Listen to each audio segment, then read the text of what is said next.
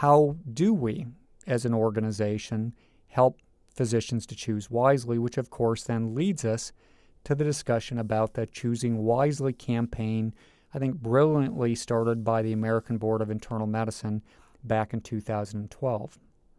So started in 2012, the specific stated goals of these Choosing Wisely lists is to help patients as well as physicians choose care that is evidence-based, not duplicative, certainly that's free from harm, and is, quote-unquote, truly necessary, meaning appropriately.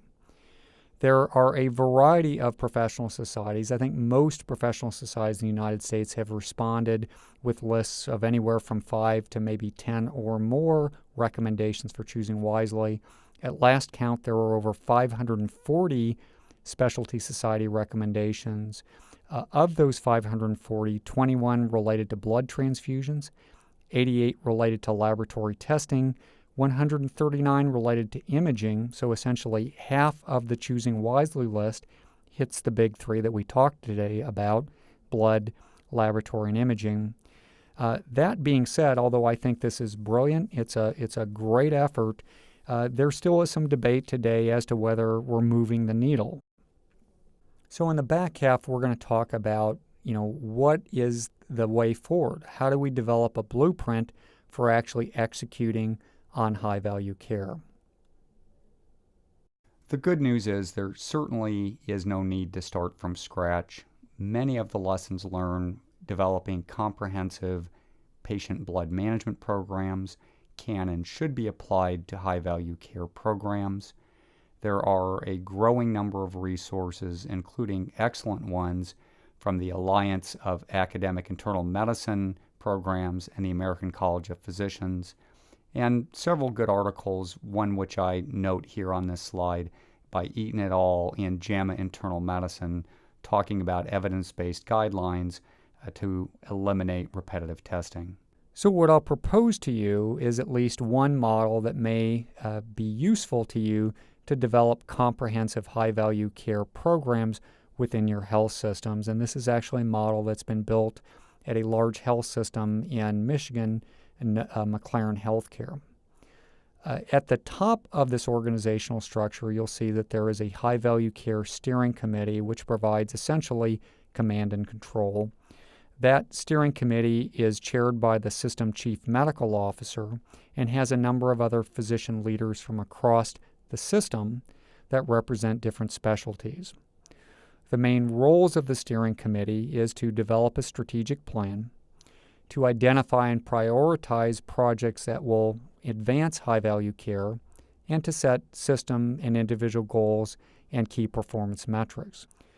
The working groups at each one of the individual hospitals, although it might be departments in large academic centers, are mirrored high-value care teams, similarly chaired by a senior physician. It may be the chief medical officer or another senior physician, once again representative of key physicians from different specialties from that hospital or that unit, but also including laboratory, nursing, imaging, other support folks as well. In addition to that, there's a variety of support infrastructure that includes data analysts, informatics teams that would help, for example, embed changes within the electronic health record, and importantly, communication and education teams providing resources. The final piece of the puzzle, which sort of sits in the middle, are task forces or working groups that actually put together implementation plans or packets in specific areas of focus, which can then be distributed with the support resources back to the sites. So how do we execute? What are our strategies? What are the tools that we need to be able to successfully drive high-value care? And I think it comes down to, based upon the literature, 3 major categories of interventions or strategies. The first one is education and communication, and I think most people are aware of this, although they may undervalue the role and the necessity to communicate. I'm personally a big fan of John Kotter. John Kotter is a big name in the change management literature, and his comment is there's no possible way to over-communicate a change initiative, and I tend to agree. So it's incredibly important at the beginning of a change initiative that there is communication through a variety of mechanisms to all stakeholders to make sure they know the why before the how. So that could be newsletters, it could be emails, it could be formal presentations. Many times it's a hallway conversation between physicians, for example, that helps to drive this awareness. Once the program is up and rolling, we also need to communicate successes, challenges, and next steps. So it's not just communication at the beginning, it's communication and education throughout. An illustration I would show you, this is something also being done in the McLaren High Value Care Program, is what we've done is we've established a website for the High Value Care Program that is a vehicle for communication. This website in particular is open to all providers, not just ones that are employed physicians. And importantly, it's accessible on any device, not just on a computer, but also on a tablet or on a phone. So we look at, communicating as efficiently as we can to all potential involved stakeholders. Second major category of interventions certainly has to be measurement and feedback. As my quality friends say, if you can't measure it, you can't improve it. So logically, there has to be interventions within your programs to be able to do just that. Importantly, it's measuring from a variety of perspectives globally. How are we doing? How are we doing, among our hospitals, one versus the other? How are we doing within our departments? And ultimately, the granularity of this information needs to be able to show how are physicians managing similar group of patients doing compared to each other. This is becoming more common, essentially physician and hospital scorecards. Clearly, this has to be a component of a successful high-value care program. Just to show you an example, one of many metrics that you might develop in a high-value care program, this is a global metric looking at laboratory utilization, laboratory tests per patient day, comparing performance across a large health system that would be tracked over time. The third major category is hardwiring the changes into the electronic health record. Similar to what we see in patient safety and aviation safety, there is a hierarchy of intervention effectiveness when we put changes within the electronic health record. At the lower end of the spectrum is adding in simply information for physicians, such as link outs to expert articles, or alerts, which can lead to what's known as alert fatigue by physicians. Higher on the effectiveness includes reflex algorithms to help drive physicians to the appropriate laboratory or imaging testing based upon the patient conditions, or hard stops. Even among hard stops, there are more intelligent ways to drive physician practice, and I would show you as an example an excellent article out of the Cleveland Clinic by Dr. Prokop and al., where they wanted to reduce same-day repeat testing. How they did that is when a physician ordered a test that had been ordered previously on that day, three things happened. The first thing is they did get an alert, which said a test was previously done. Importantly, the second thing is that they saw the prior results that they were looking for, which is what most physicians need, so it didn't get in their workflow. And then the third thing is there was a mechanism for them to override the alert if they actually needed the test done. So a smart or intelligent alert like that can actually be the best thing to drive systematic practice and to not disenfranchise physicians by working with their workflow, not against it. Technically, what the Cleveland Clinic is doing with their smart alert system is known as a nudge. This is based upon a very excellent and popular book published a couple years ago by Thaler and Sunstein, Thaler actually being a Nobel laureate in economics, talking about nudges, which are ways to influence behavior in a predictable way, but without restricting choice.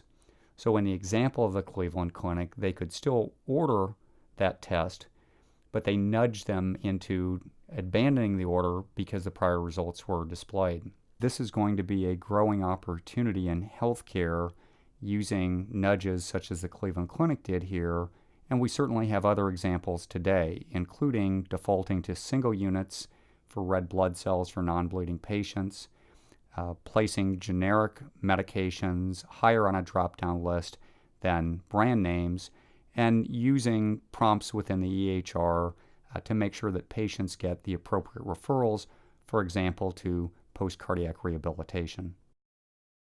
So let's conclude by giving you a couple of concrete examples of areas where you might dig in when you have your high-value care program established. We've already talked about one, which I won't go through, blood management. If you don't have a blood management program, please, implement it today and continue to advance it. But let's kind of move beyond blood and talk about some real-world examples where you can get, and probably should be getting, some traction for high-value care. So one of the areas of focus under laboratory testing is the issue of repeat or repetitive lab testing. We mentioned at the Cleveland Clinic their focus on inpatient test frequency for same-day repeat tests.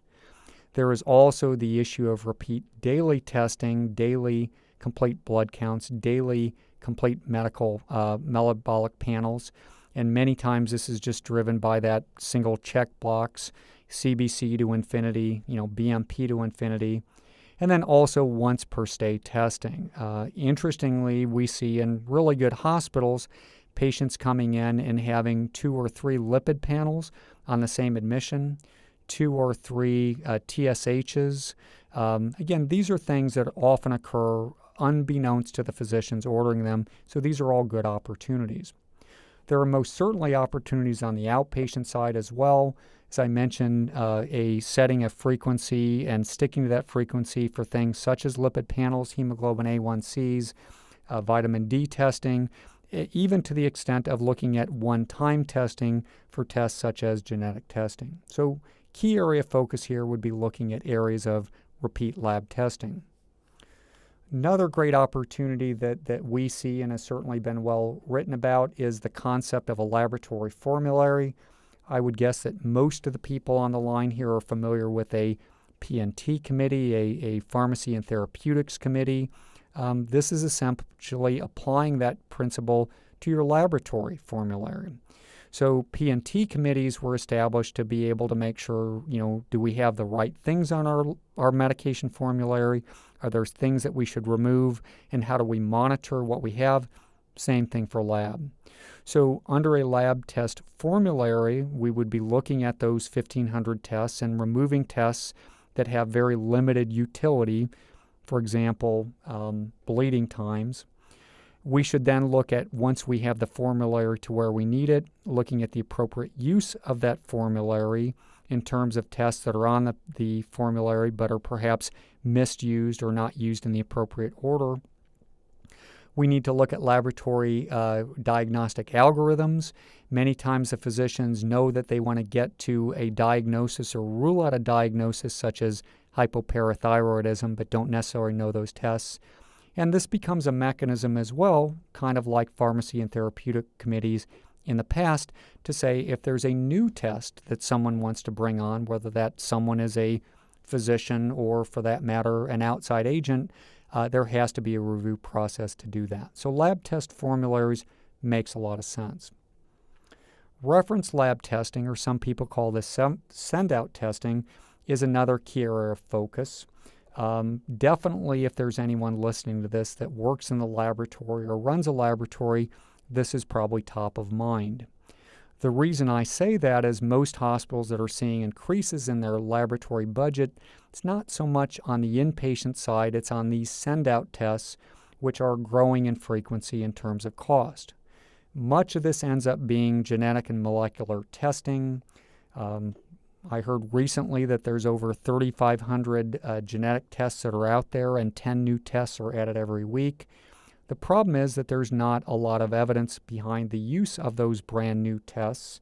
And as I've mentioned, there may be a test that was done at another facility that's not considered when we're looking at repeating that test, either as an inpatient or an outpatient. So again, this is a big area of focus, particularly if you're a laboratory director. What are the solutions? Well, again, this is where physicians get a little bit uncomfortable, but similar to P&T committees, at some point we need to put some sort of a gatekeeper function on these expensive tests. not just because they're expensive, but because they're specialty knowledge-based, and because, as I mentioned, there may be an appropriate or inappropriate use of an individual test. So whether that's criteria-based reviews based upon the cost or the type of the test, deemed status seems to make some sense to me.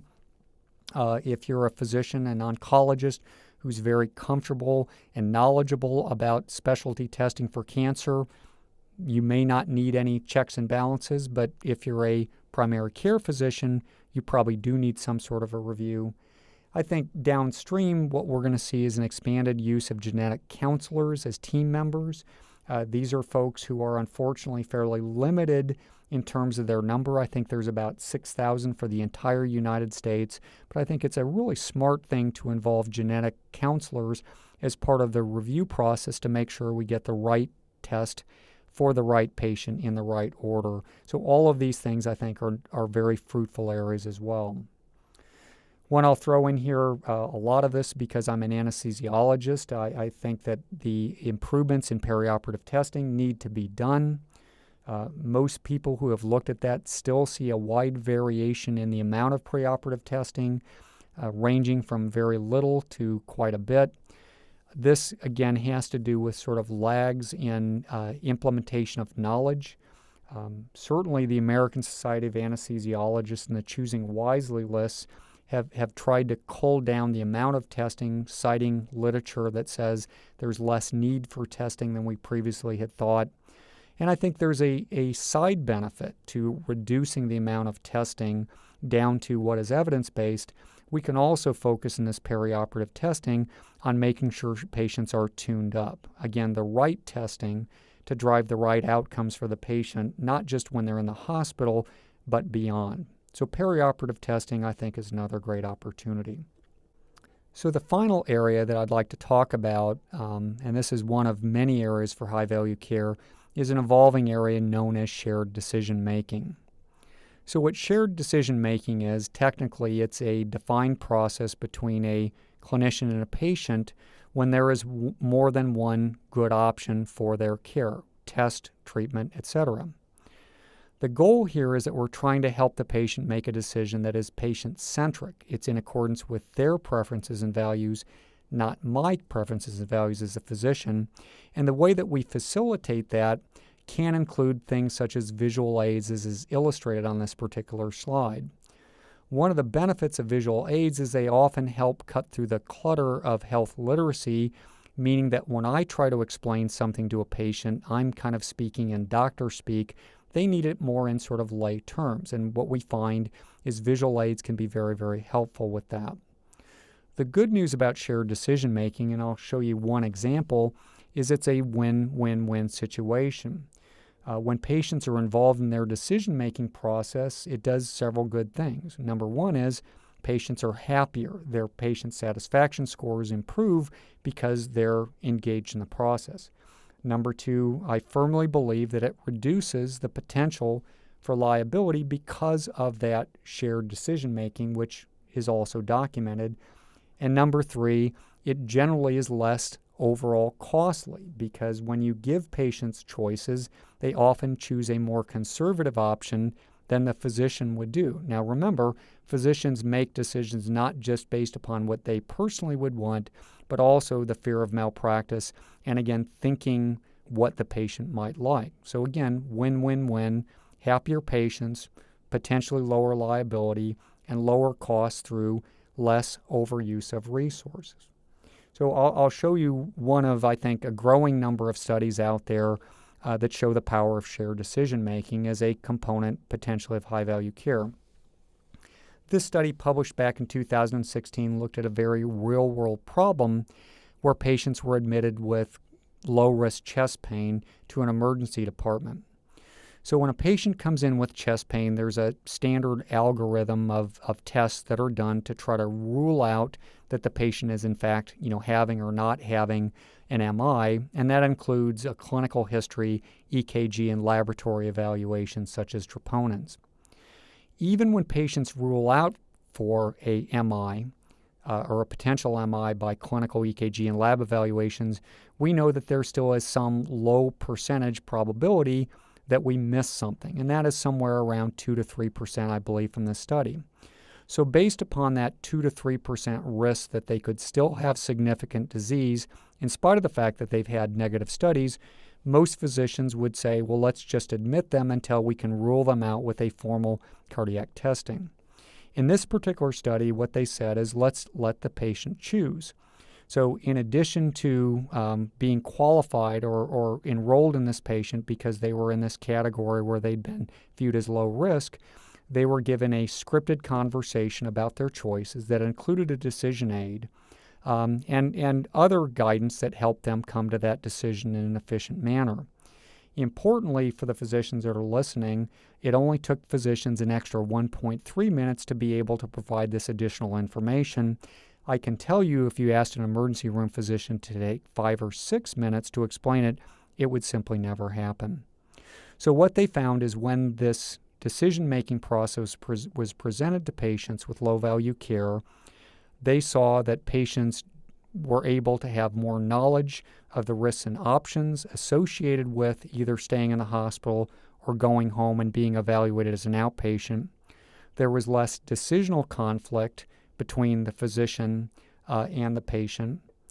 They saw a 28% reduction in hospital admissions, which, again, if you're an administrator, that's significant, right? 28% of patients that might otherwise have been admitted under usual care said, I'm fine with going home and following up with my own provider or with a cardiologist that you assign me to. Also, interestingly, they showed an overall reduction in cardiac stress testing on the inpatient and outpatient side, probably because when patients went home to their own provider, they came to the decision that they really didn't need it. And most importantly is there was no difference in 30-day outcomes. So in spite of the fact that 28% reduction in admissions, there were no patients harmed. There was no difference whatsoever. And then the final infographic or icon there is that 63% of physicians who were involved in this study said, I think it was a good study. So interesting study, and I think it will be one of a number of studies in the future that will look at shared decision-making as a component of our high-value care programs. So in summary, we talked today about the definition of high-value care. We need to balance risk, benefits, cost, and patient preferences. It goes, I think, without saying that low-value care doesn't help our patients, wastes our resources, and unfortunately is a significant part of U.S. healthcare, but that also means it's a significant opportunity. We know from a variety of studies, some that we discussed, that overuse of healthcare resources has a variety of causes. It's not just one thing. So I think logically, when we look at strategies to reduce overuse, we have to use a multimodal approach. So then finally, if we truly want to advance high-value care within our organizations, we have to have a systems-based approach.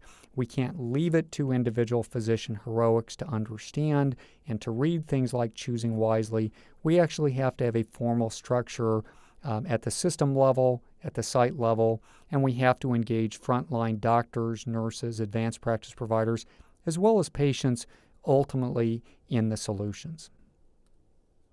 So I want to thank you very much for your participation, and I hope that this information provides some value and some pearls for you to help you advance your high-value care programs.